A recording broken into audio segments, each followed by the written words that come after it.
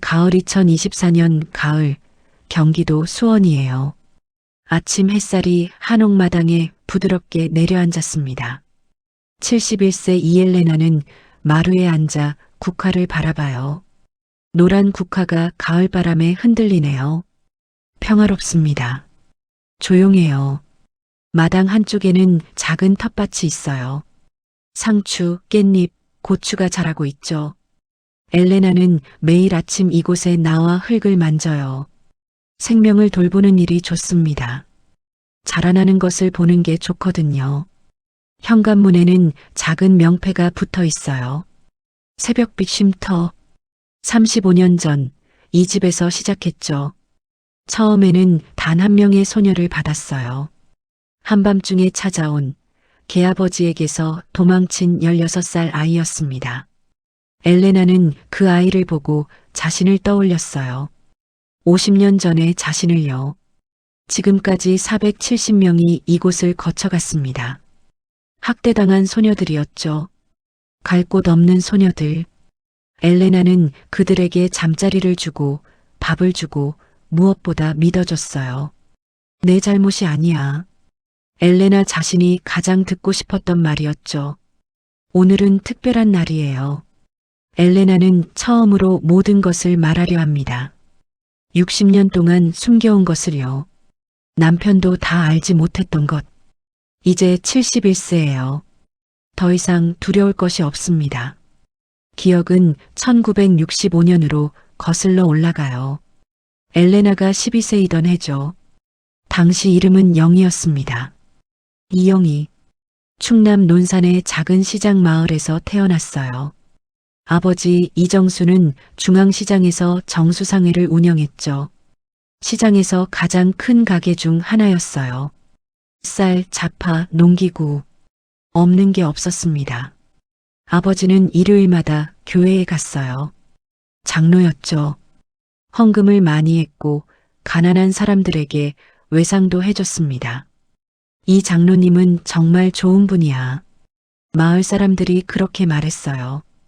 영희는 이 장로님 딸이라는 말을 들을 때마다 가슴이 뿌듯했죠.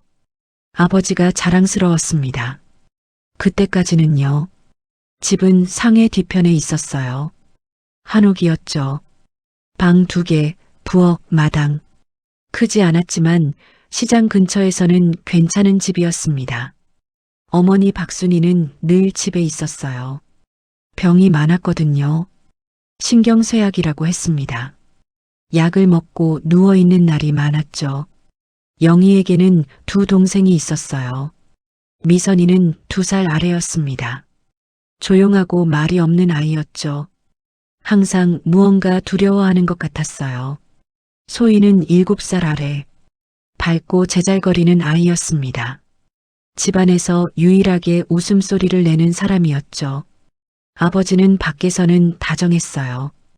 교회 사람들과 웃으며 이야기했죠. 손님들에게 친절했습니다.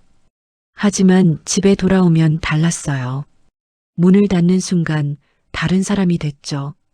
말이 적었습니다. 표정이 굳어 있었어요.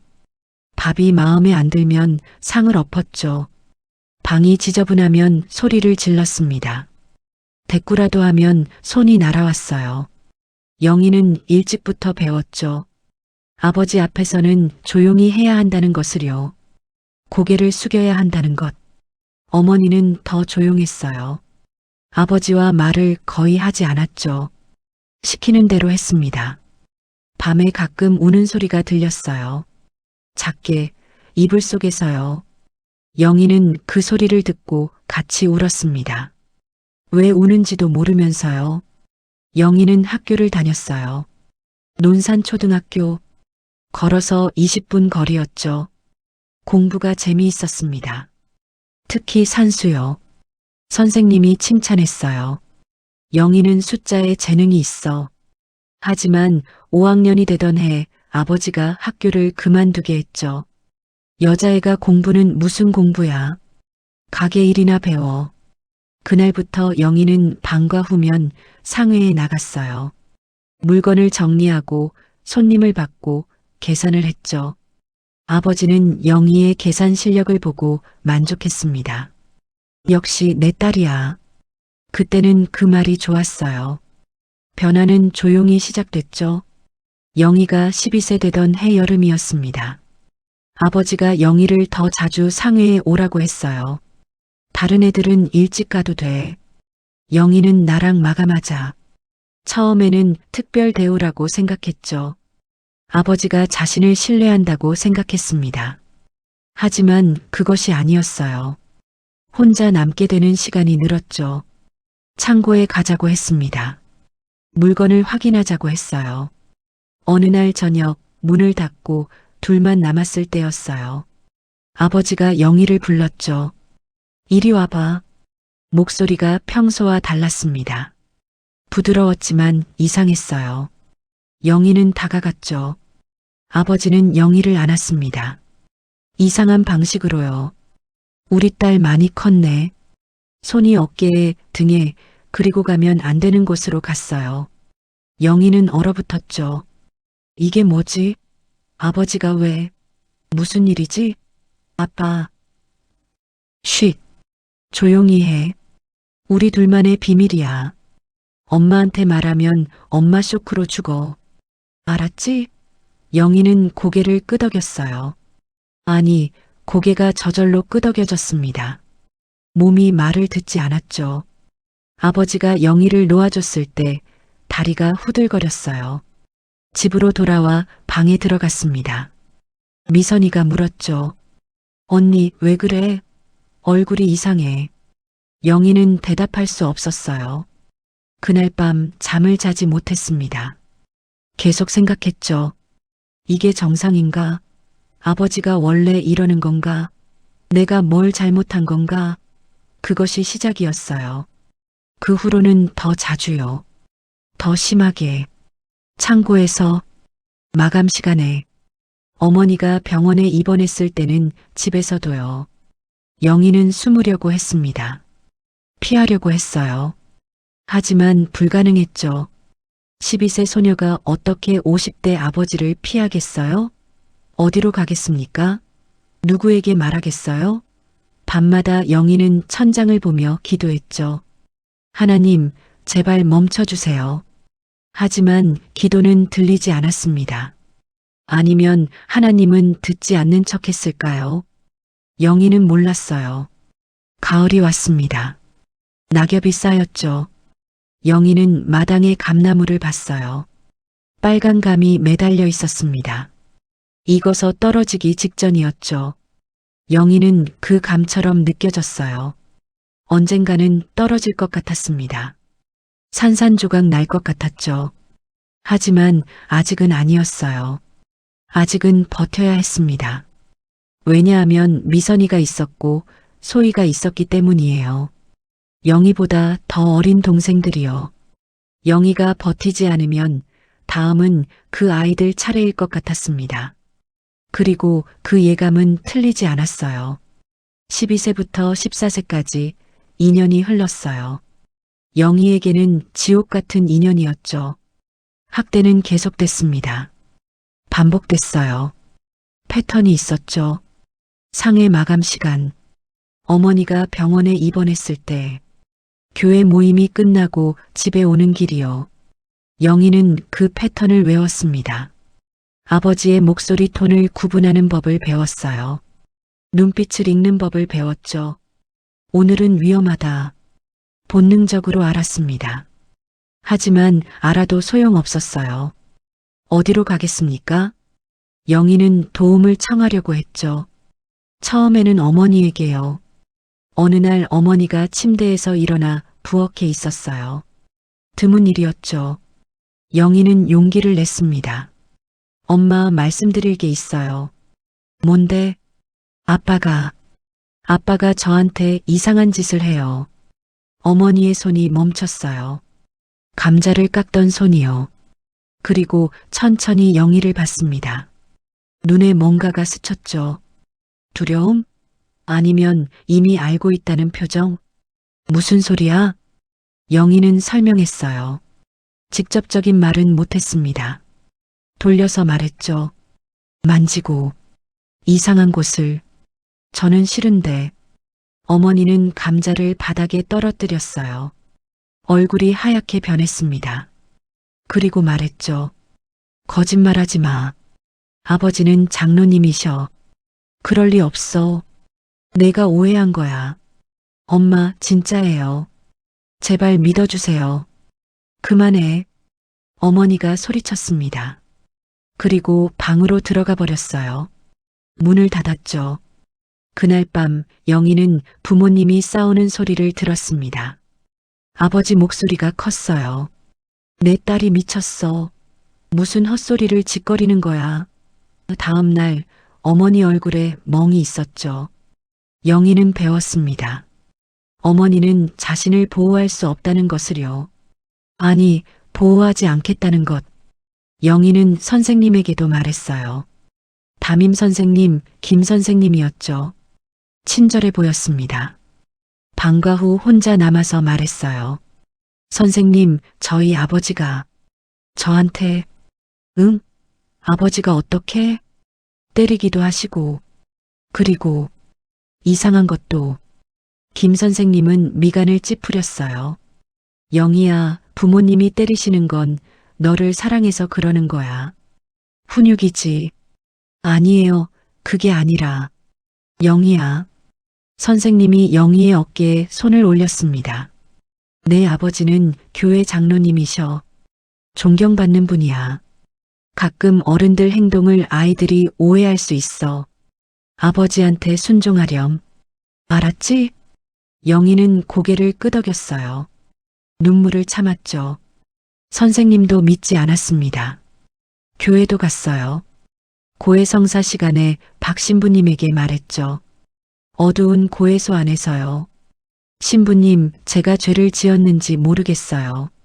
아니면 누군가 저한테 죄를 짓고 있는 건지. 무슨 말이냐, 영희야?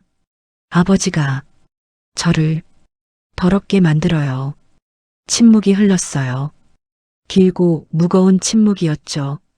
그리고 신부님이 말했습니다. 내 부모를 공경하라는 게 십계명이다, 영희야. 아버지를 의심하는 건 죄야. 3번 성모송을 외우고 용서를 구하거라. 영희는 고해소를 나왔어요. 더 죄책감만 느끼며요. 자신이 뭔가 잘못 생각하고 있는 건가? 이게 정상인가? 모든 아이들이 겪는 건가? 14세 되던 해봄이었어요.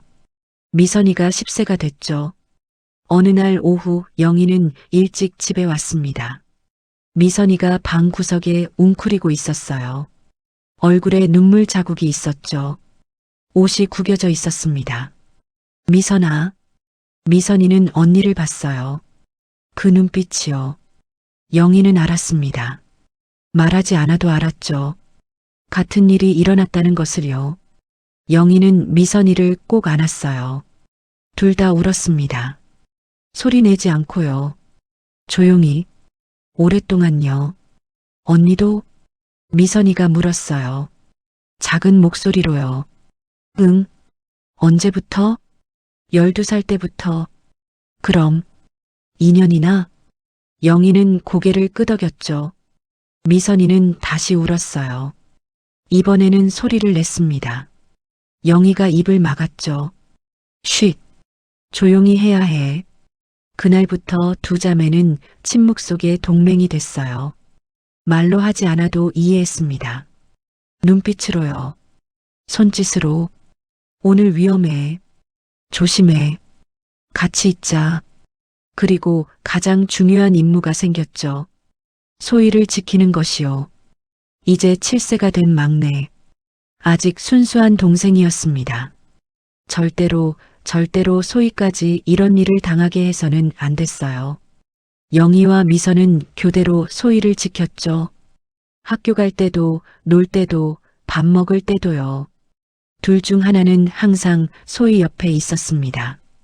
아버지와 단둘이 있게 두지 않았어요.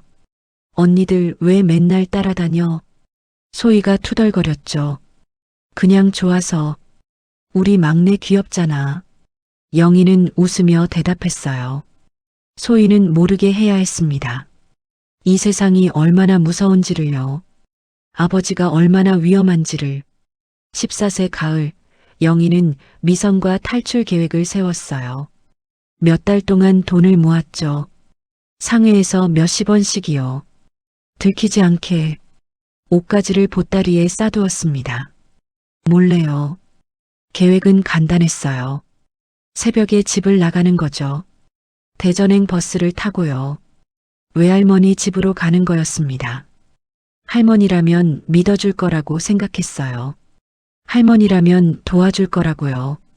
하지만 전날 밤 아버지가 보따리를 발견했습니다. 어떻게 알았는지 몰라요. 누가 얘기했는지도요. 그날 밤은 끔찍했습니다. 아버지는 미쳤어요.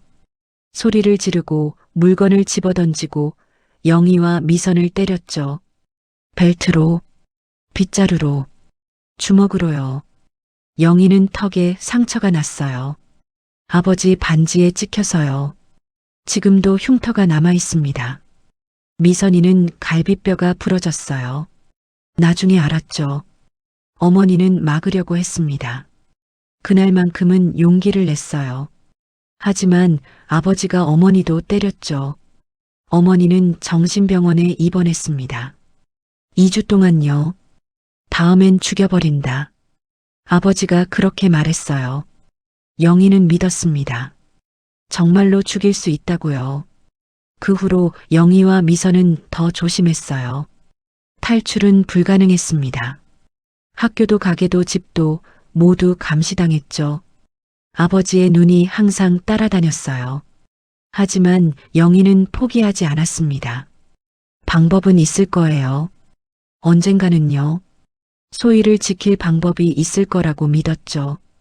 그리고 그 기회는 2년 후에 왔습니다. 영희가 16세가 되던 해예요. 하지만 그건 영희가 상상했던 방식이 아니었습니다. 훨씬 더 어둡고 훨씬 더 위험한 방식이었죠. 1969년 1월 추운 겨울이었어요. 영희는 16세가 됐죠. 미선이는 14세, 그리고 소희는 9세였습니다. 그동안 영희와 미선은 온 힘을 다해 소희를 지켰어요. 4년 동안이요. 하지만 아버지는 기다리고 있었습니다. 영희는 알았어요. 언젠가는 소희에게도 손을 뻗칠 거라고요. 그 생각만 하면 밤에 잠을 잘 수 없었죠. 어느 날 저녁이었어요. 저녁밥을 먹고 설거지를 하고 있었습니다. 영희와 미선이 부엌에 있었죠. 소희는 일찍 자러 갔어요. 피곤하다고 했거든요. 갑자기 영희는 이상한 느낌이 들었습니다. 아버지가 거실에 없었어요. 라디오 소리도 들리지 않았죠. 심장이 쿵쾅거렸습니다. 영희는 설거지를 멈추고 복도로 나갔어요. 그리고 봤습니다. 아버지가 소희 방문 앞에 서 있는 걸요. 문고리에 손을 올린 채로요. 그 뒷모습, 그 자세, 영희는 알았습니다. 그 눈빛을 보지 않아도 알았어요. 4년 전 자신을 처음 노려보던 그 눈빛으로 지금 문 안쪽의 소희를 보고 있을 거라고요. 아빠, 영희가 소리쳤습니다. 큰 목소리로요. 아버지가 돌아봤어요. 놀란 표정이었죠. 잠깐 동안요. 그리고 곧 환한 얼굴로 바뀌었습니다. 아버지는 영희의 팔을 잡았어요. 세게요. 부엌으로 끌고 갔습니다. 미선이는 그 자리에 얼어붙어 있었죠. 행주를 손에 쥔 채로요. 내가 뭘 한다고 나를 염탐해? 아버지가 낮은 목소리로 말했습니다. 더 무서운 목소리였어요. 소희한테는 안 돼요. 영희가 말했습니다. 떨리는 목소리였지만 분명하게요. 소희는 아직 아이예요. 제발 소희만은 그냥 놔두세요. 아버지는 비웃었어요.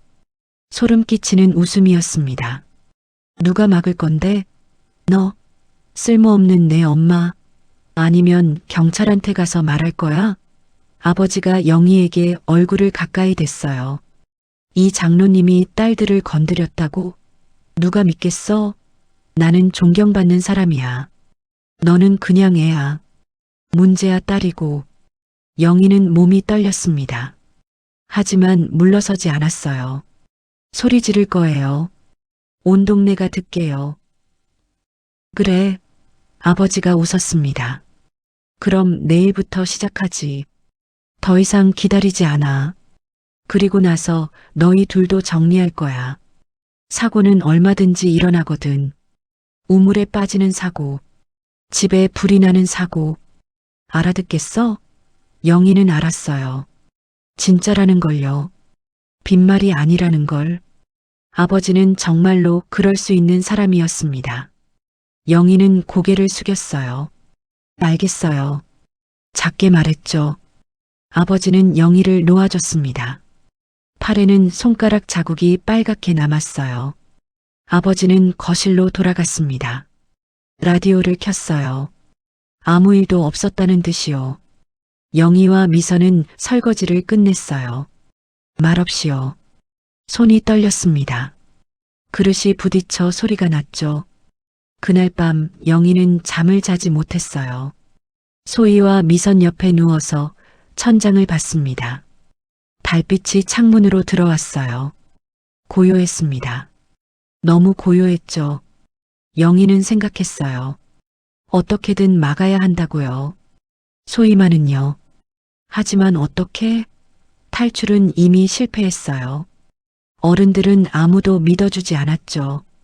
경찰도 소용없을 거예요. 그때 영희는 떠올렸습니다. 상해의 장부를요. 박 회계사 선생님이 가르쳐 준 것들을요. 그리고 몇 달 전에 우연히 알게 된 비밀을요. 아버지가 대전의 사채업자에게 큰 빚이 있다는 것. 조태식이라는 사람이었어요. 무서운 사람이라고 들었죠. 빚을 못 갚은 사람들은 손가락이 잘렸다고요. 가게에 불이 났다고요. 아예 사라진 사람도 있었다고요. 그리고 아버지가 그 사람을 속이고 있다는 것도 알았습니다. 장부를 두 벌로 만들어서요. 진짜 매출은 숨기고 적게 보고하고 있었어요. 차액은 아버지 주머니로 들어갔죠. 영희는 몇 달 동안 조용히 관찰했어요. 장부를 몰래 봤죠. 영수증을 확인했어요. 패턴을 외웠습니다. 언젠가 필요할 수도 있다고 생각했거든요. 그런데 지금 바로 그 순간이 온 거예요. 영희는 결심했습니다. 법이 보호해주지 않는다면 다른 방법을 찾겠다고요. 어른들이 믿어주지 않는다면 믿어줄 사람을 찾겠다고요. 조태식은 속는 걸 용서하지 않을 거예요.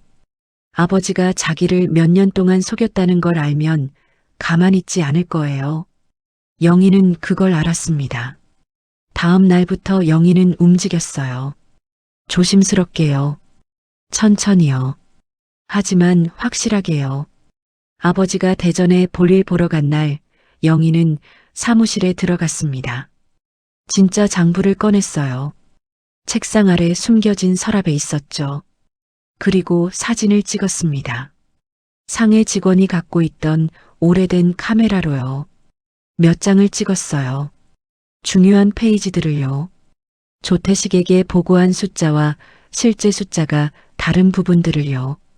그리고 영수증도 몇 개 가져왔습니다. 가짜로 만든 영수증들이요. 물건을 받지도 않았는데 받은 것처럼 꾸민 것들. 그 차액은 조태식이 모르는 돈이었어요. 김순자 아주머니가 도와줬습니다. 요리사 아주머니요. 직접 물어본 적은 없어요. 하지만 아주머니는 알았던 것 같아요. 뭔가 일어나고 있다는 걸요. 오늘 아버지 늦게 오실 거야. 아주머니가 그렇게 귀띔해줬어요. 영희가 장부를 볼 수 있게요. 다음 주 목요일에 그 사람 온대. 조태식이 방문하는 날도 알려줬죠. 3개월이 걸렸어요. 증거를 모으는데요. 영희는 조심했습니다. 절대 들키지 않게요.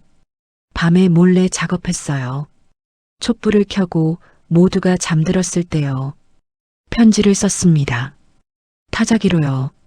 상해에 있는 오래된 타자기로요. 장갑을 끼고 쳤어요. 지문이 남지 않게요. 조태식 사장님께. 이정수가 사장님을 속이고 있습니다. 장부를 두 벌로 만들었습니다. 진짜 장부는 사무실 책상 아래 숨겨진 서랍에 있습니다. 오른쪽 모서리를 누르면 열립니다. 확인해 보십시오. 몇 년 동안 수백만 원을 숨겼습니다. 정의를 바라는 사람이 편지를 봉투에 넣었어요. 그리고 조퇴식이 오는 날을 기다렸죠. 목요일 오후 3시였습니다. 운전기사가 왔어요. 버드라는 사람이었죠. 항상 먼저 와서 조퇴식이 온다고 알려주는 사람. 이 장로님, 사장님이 6시에 오신대요. 버드가 말했어요. 돌아서려는데 영희가 다가갔습니다. 아저씨, 이거 떨어뜨리셨어요. 영희가 봉투를 건넸어요. 버드는 어리둥절한 얼굴이었죠. 내 거 아닌데. 아까 주머니에서 떨어진 거 봤어요. 영희가 웃으며 말했습니다. 버드는 봉투를 받았어요. 별 생각 없이요. 영희는 상해로 돌아왔습니다. 심장이 미친 듯이 뛰었어요. 이제 시작이었죠. 그날 저녁 6시 조퇴식이 왔습니다. 검은 차를 타고요. 2명의 남자와 함께요. 아버지는 직원들을 모두 집에 보냈어요. 영희와 미선, 소희도요. 이웃집 가서 저녁 먹고 와. 일 끝날 때까지. 아버지가 말했어요. 영희는 알았습니다. 오늘이 마지막 날이 될 거라고요. 세 자매는 이웃집으로 갔어요. 박씨 아주머니 댁이었죠. 친절한 분이었습니다. 아무것도 모르는 분이요. 영희는 창문으로 상해를 봤어요. 불이 켜져 있었습니다. 그 안에서 무슨 일이 일어나고 있을까? 조퇴식이 편지를 읽었을까? 장부를 찾았을까? 시간이 천천히 갔어요. 70, 80, 90. 영희는 아무것도 먹을 수 없었습니다. 미선도 마찬가지였죠. 9시 반쯤 검은 차가 빠르게 지나갔어요. 조퇴식의 차였습니다. 영희는 봤어요. 하지만 아버지는 차에 없었죠. 집에 갈게요, 아주머니. 감사했어요. 영희가 말했습니다. 세 자매는 집으로 갔어요. 상해는 어두웠습니다. 문이 잠겨 있었어요. 영희는 열쇠로 문을 열었습니다. 안으로 들어갔죠. 조용했어요. 너무 조용했습니다.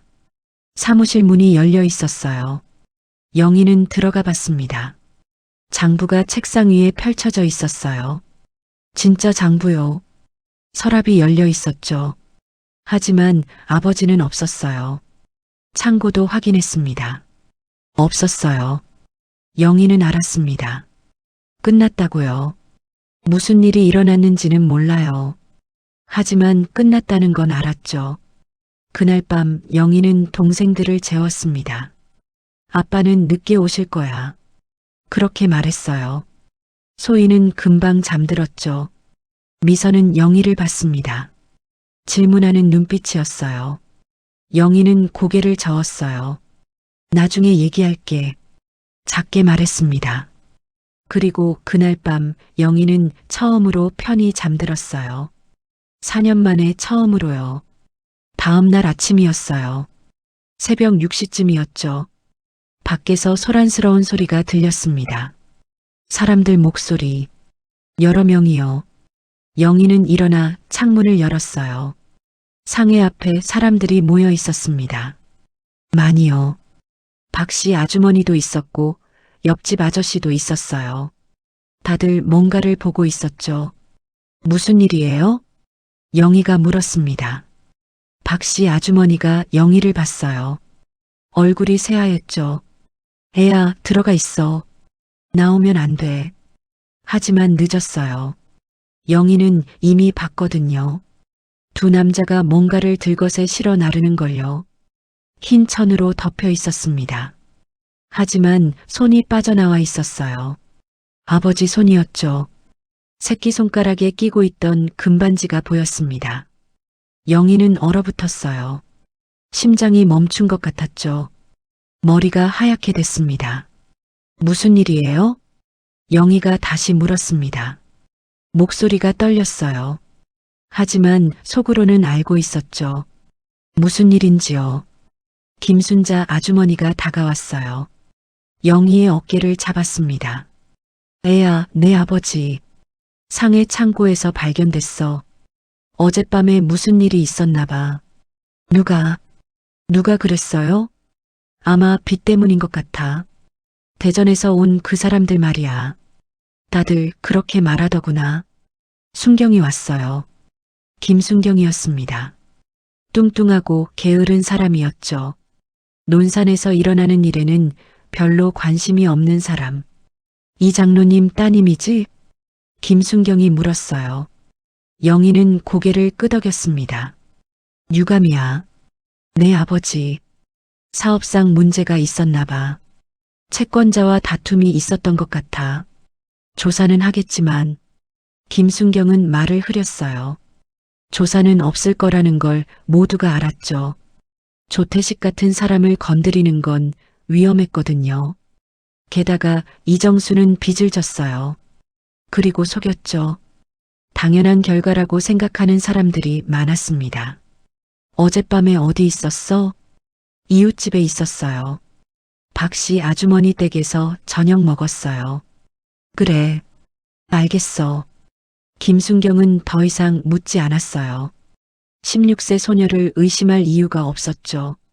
다음 며칠은 흐릿했습니다. 장례식이 있었어요. 작은 장례식이었죠.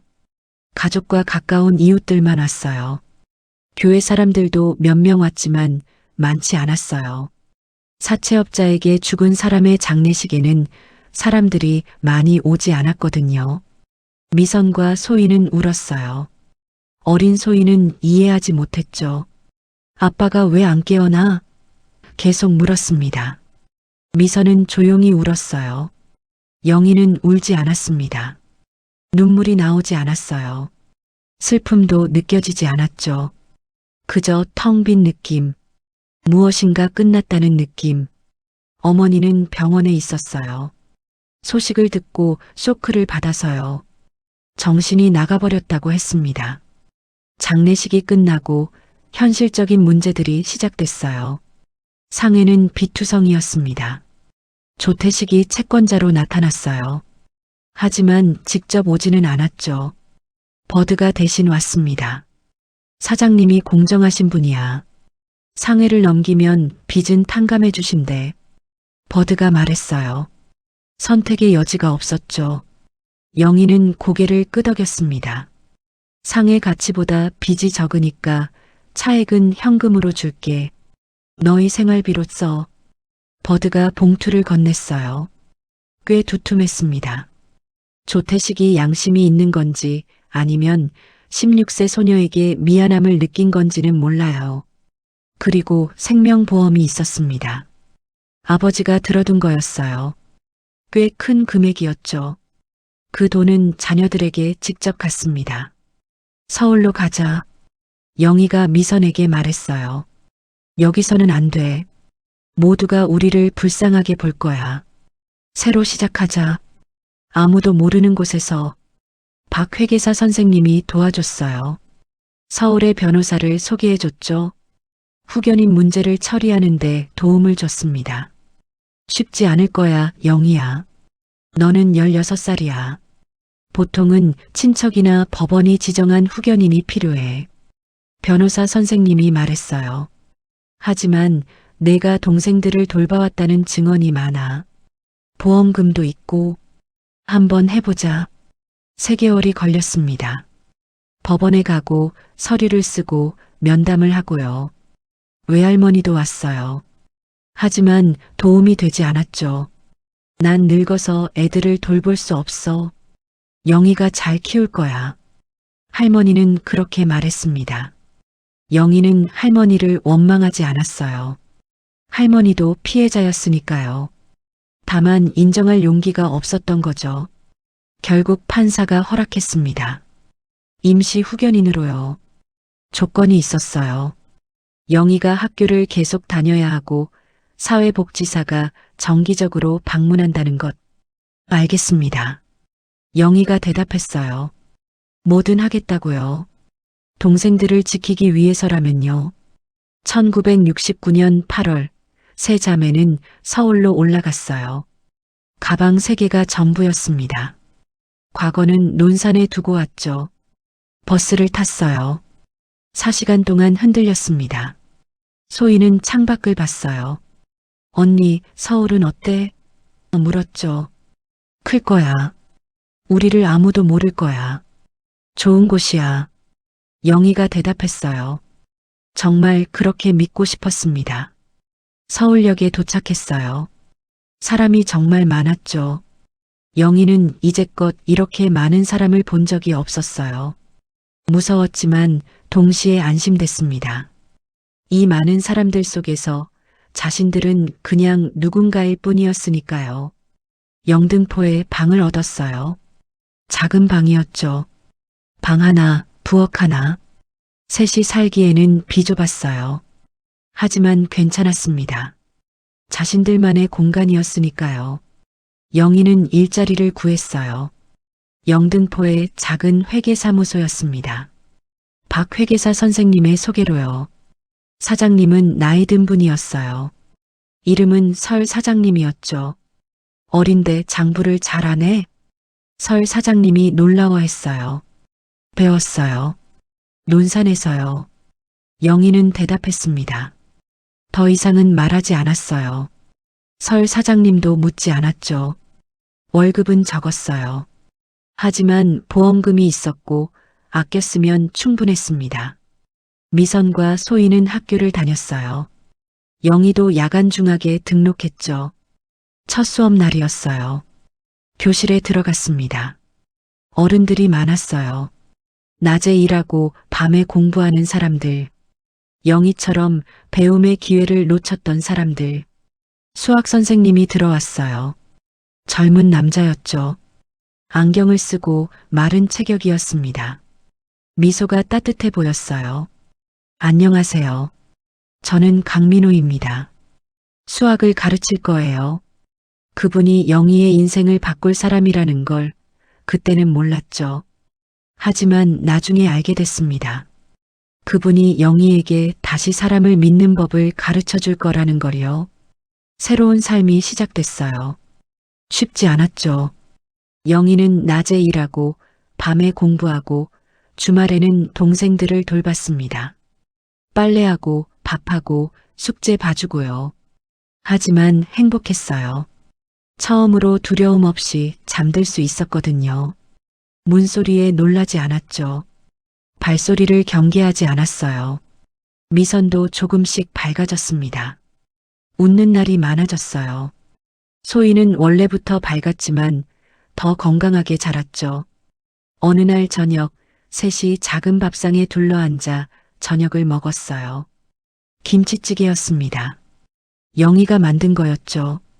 잘 만들지는 못했지만요. 맛있어, 언니. 소희가 말했어요. 거짓말. 영희가 웃었습니다. 진짜야. 엄마 김치찌개보다 맛있어. 그 순간 셋 다 말을 멈췄어요. 어머니 얘기가 나왔거든요.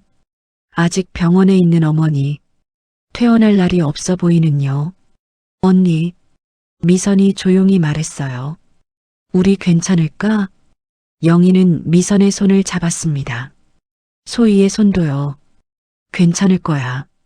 우리는 함께니까. 그리고 정말로 조금씩 괜찮아지기 시작했어요.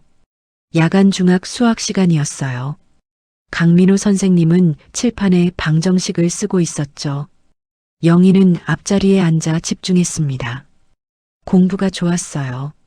새로운 걸 배우는 게 좋았죠. 이해 안 되는 사람? 강 선생님이 물었어요.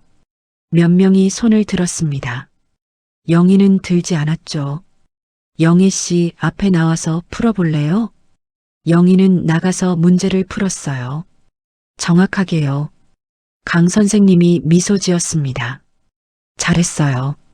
숫자에 재능이 있네요. 영희는 자리로 돌아왔어요. 얼굴이 달아올랐죠. 칭찬에 익숙하지 않았거든요. 수업이 끝나고 강 선생님이 영희를 불렀습니다. 영희 씨, 수학 좀 더 배우고 싶으면 도와줄 수 있어요. 방과 후에요. 괜찮으세요? 바쁘실 텐데. 괜찮아요. 가르치는 게 좋거든요. 그렇게 시작됐어요. 일주일에 2번 도서관에서 만났죠. 강 선생님은 인내심이 많았습니다. 같은 걸 여러 번 설명해도 짜증내지 않았어요. 처음에 영희는 경계했죠. 남자 선생님이었으니까요. 하지만 강 선생님은 달랐어요. 적당한 거리를 유지했습니다. 불편한 질문을 하지 않았어요. 그냥 수학만 가르쳤죠. 몇 달이 지나자 영희는 조금씩 마음을 열기 시작했어요. 수학 얘기 말고 다른 얘기도 했습니다. 선생님은 왜 교사가 되셨어요? 글쎄요. 배움이 사람을 바꿀 수 있다고 믿어서요. 특히 기회를 놓친 사람들에게요. 강 선생님은 북쪽에서 왔다고 했어요. 어렸을 때 내려왔다고요. 가족도 다 여기 있다고요. 영희 씨는 꿈이 뭐예요? 꿈이요? 영희는 생각해 본 적이 없었어요. 살아남는 게 전부였거든요. 잘 모르겠어요. 생각해 본 적이 없어요. 천천히 생각해 봐요. 꿈은 중요해요. 그날부터 강 선생님은 가끔 책을 빌려줬어요. 소설도 있었고 시집도 있었죠. 영희는 밤에 읽었습니다. 동생들이 잠든 후에요. 책 속의 세계는 신기했어요. 다른 삶들이 있었죠. 다른 선택들이요. 영희는 처음으로 생각했습니다. 나도 다른 삶을 살 수 있을까? 1년이 지났어요. 영희는 중학교 과정을 마쳤죠. 고등학교에도 진학했습니다. 야간 고등학교요. 강 선생님은 계속 도와줬어요. 어느 날 강 선생님이 물었어요. 영희 씨 산책할래요? 날씨가 좋네요. 영희는 망설였어요. 하지만 괜찮을 것 같았죠. 강 선생님이니까요. 미선이랑 소희도 같이 가요. 동생들이에요. 좋아요. 가족 만나고 싶었어요. 4명이 함께 여의도 공원에 갔어요. 봄이었죠. 벚꽃이 흐드러지게 피어 있었습니다. 소희가 강 선생님에게 질문 폭탄을 쏟아냈어요. 선생님은 결혼 안 하셨어요? 몇 살이에요? 왜 안경 쓰세요? 강 선생님은 웃으며 대답했죠. 자연스럽게요. 미선은 조용히 관찰했습니다. 나중에 영희에게 말했어요. 좋은 사람 같아, 언니. 응, 나도 그렇게 생각해. 그로부터 6개월 후 강 선생님이 고백했어요. 산책하다가였죠. 둘만 있을 때요. 영희 씨, 당신이 좋아요. 영희는 멈춰 섰어요. 심장이 뛰었죠. 하지만 두려움은 아니었습니다. 천천히 생각해봐요. 서두르지 않을게요. 제 마음만 알아줬으면 해서요. 그날 밤 영희는 잠을 못 잤어요. 누군가를 좋아한다는 게 이런 건가? 두려움 없이? 떨림 없이? 그냥 따뜻한 건가? 1년 더 지났어요. 영희는 23세가 됐죠. 천천히 조심스럽게 2사람은 가까워졌습니다. 첫 키스는 겨울이었어요. 눈이 내리던 날이었죠. 강 선생님이 영희의 손을 잡았어요. 물었습니다.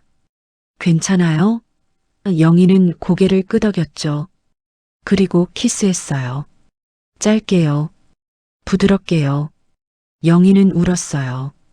강 선생님이 놀랐죠. 미안해요. 제가 너무... 아니에요. 영희가 말했습니다. 행복해서 우는 거예요. 이런 게 있는 줄 몰랐어요. 강 선생님은 영희를 안았어요. 천천히 가요. 평생 함께 갈 거잖아요. 1976년 2사람은 결혼했습니다. 작은 결혼식이었어요. 가족과 친구 몇 명만요. 미선과 소희가 들러리를 섰죠. 행복한 날이었습니다. 영희는 대학에 진학했어요. 교육대학이었죠. 낮에 일하고 저녁에 수업 듣고 주말에 공부했습니다. 힘들었지만 좋았어요. 강 선생님이 옆에 있었거든요. 1980년 영희는 교사가 됐어요. 초등학교 교사요. 자격증을 땄죠. 첫 출근 날 교실에 들어섰을 때의 기분을 잊을 수 없어요. 떨렸죠. 하지만 설렜습니다. 아이들을 가르치는 건 보람찼어요. 하지만 곧 영희는 알아차렸죠. 어떤 아이들의 눈빛을요. 자신이 어렸을 때 가졌던 그 눈빛. 수진이라는 아이가 있었어요. 9세였죠. 항상 긴팔을 입었습니다. 여름에도요. 말이 없었어요. 혼자 구석에 앉아 있었죠. 어느 날 수진이의 팔을 봤어요. 멍이 있었습니다. 담뱃불에 댄 자국도요. 수진아, 이거 어떻게 된 거야? 넘어졌어요. 정말? 수진이는 고개를 숙였어요. 대답하지 않았죠. 선생님한테 말해도 돼. 비밀 지켜줄게. 수진이는 울었습니다. 그리고 말했어요. 아버지 얘기를요. 술 먹고 때린다는 얘기를요. 어머니도 맞는다는 얘기를요. 영희는 신고했어요. 하지만 1980년이었습니다. 아동학대에 대한 법이 제대로 없었죠. 경찰은 가정사라고 했어요. 개입하기 어렵다고요. 영희는 다른 방법을 찾았습니다. 수진이를 방과 후에 자기 집으로 데려왔어요. 숙제를 봐주고 저녁을 먹이고 늦게 집에 보냈죠. 아버지가 술에 취해 자고 난 후에요. 수진이 엄마에게도 연락했습니다. 쉼터가 있어요. 탈출하고 싶으면 도와줄게요. 6개월 후 수진이와 엄마는 쉼터로 갔어요. 영희가 찾아준 곳이었죠. 그런 아이들이 더 있었어요. 많았습니다. 영희는 방과 후 프로그램을 시작했죠. 자기 집 거실 아이들에게 간식을 주고 공부를 가르치고 얘기를 들어줬어요. 강 선생님도 도와줬습니다. 수학을 가르쳤죠. 토요일에는 동네 아이들이 10명씩 왔어요. 우리 집이 작아졌네. 강 선생님이 웃으며 말했어요. 미안해요. 하지만 괜찮아요. 당신이 행복하면 저도 행복해요. 1985년 큰 일이 일어났어요. 지혜라는 14세 소녀가 한밤중에 문을 두드렸죠. 비를 맞고 있었습니다. 온몸에 멍이 들어 있었어요.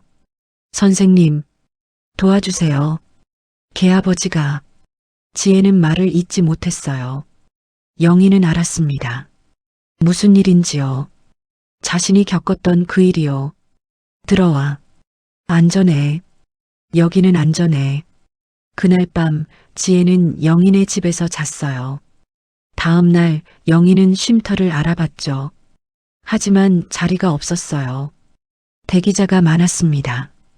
그럼 우리가 만들자. 영희가 강 선생님에게 말했어요. 쉼터를요? 응. 우리 같은 애들을 위한 곳. 안전한 곳. 강 선생님은 잠시 생각했어요. 그리고 미소 지었죠. 좋아요. 함께 만들어요. 1989년 새벽빛 쉼터가 문을 열었어요. 수원의 작은 한옥이었죠. 처음에는 방 3개뿐이었습니다. 소녀 6명을 받을 수 있었어요. 이름은 영희가 지었습니다.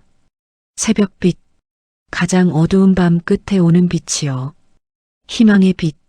첫 해에 12명이 왔어요. 다음 해에는 20명. 해마다 늘어났죠. 영희와 강 선생님은 더 큰 건물로 옮겼습니다. 정부 지원도 받기 시작했어요. 미선은 1990년에 수녀가 됐어요. 대구에서 고아원을 운영했죠. 언니처럼 살고 싶어? 아이들을 돌보고 싶어? 미선이 말했어요. 소희는 유치원 교사가 됐습니다. 부산에서 결혼해서 아이 둘을 낳았어요. 언니, 나는 평범하게 살고 싶어? 그게 내 꿈이야. 소희가 웃으며 말했죠. 그것도 좋은 꿈이야. 영희가 대답했어요. 세 자매는 1년에 한 번 만났습니다. 크리스마스예요. 소인의 집에서요. 아이들이 떠들고 밥을 먹고 옛날 얘기를 했죠. 하지만 논산 얘기는 하지 않았어요. 아버지 얘기도요. 그냥 현재를 살았습니다. 미래를 꿈꿨어요. 2000년 새벽빛 쉼터는 국가에서 표창을 받았어요. 20년간 300명의 소녀를 도왔다고요. 영희는 무대에 올라가 상을 받았습니다. 강 선생님이 객석에서 박수 쳤어요. 2010년 400명이 됐죠. 2020년 450명. 그리고 2024년 470명이 됐습니다. 어떤 아이들은 몇 달만 있었어요. 어떤 아이들은 몇 년 있었죠. 모두 다 기억해요. 이름도 얼굴도 이야기도요. 지금은 그 아이들이 어른이 됐어요. 선생님이 된 아이도 있고 간호사가 된 아이도 있어요. 엄마가 된 아이들도 많죠. 가끔 찾아와요. 선생님 덕분에 살았어요. 그렇게 말하죠. 강 선생님은 3년 전에 세상을 떠났어요. 심장마비였죠. 갑자기였습니다. 영희는 많이 울었어요. 하지만 후회는 없었죠. 40년을 함께 살았으니까요. 행복했으니까요. 그리고 오늘이에요. 2024년 가을. 영희는, 아니, 이제는 엘레나는 마당에 앉아 있습니다. 71세예요. 지난 60년을 돌아봐요. 12세부터 16세까지는 지옥이었죠. 하지만 그 후 55년은 의미가 있었어요. 470명을 구했으니까요. 침묵은 괴물을 보호합니다. 엘레나가 혼자 중얼거려요. 피해자를 보호하지 않아요. 그래서 말해야 해요. 믿어줘야 하고요. 마당 문이 열려요. 소희의 딸이 들어옵니다. 20대 청년이죠. 외할머니, 안녕하세요. 왔구나, 서연아. 외할머니, 제가 사회복지학과에 합격했어요. 외할머니처럼 되고 싶어요. 엘레나는 웃어요. 눈물이 나올 것 같지만 참아요. 잘했어. 많은 사람들이 도움이 필요해. 내가 도와줄 수 있어. 외할머니는 영웅이에요. 아니야. 엘레나가 서연의 손을 잡아요. 난 그냥 살아남은 사람이야. 그리고 살아남은 사람의 의무를 다한 거지. 다른 사람들도 살아남도록 돕는 거. 해가 지고 있어요. 하늘이 주황색으로 물들었죠. 새벽빛과 반대되는 색이에요. 저녁빛. 엘레나는 생각해요. 인생이 원을 그린 것 같다고요. 가장 어두웠던 곳에서 시작해서 이제는 평화로운 저녁에 도착했다고요. 아직 할 일이 남았어요. 더 많은 소녀들이 있으니까요. 더 많은 이야기를 들어줘야 하니까요. 하지만 오늘은 쉬어도 될 것 같아요. 국화를 보고 차를 마시고 손녀와 얘기하면서요. 내일은 또 새로운 날이에요. 새벽빛이 다시 떠오를 거예요. 그리고 엘레나는 거기 있을 거예요. 언제나 그랬듯이요.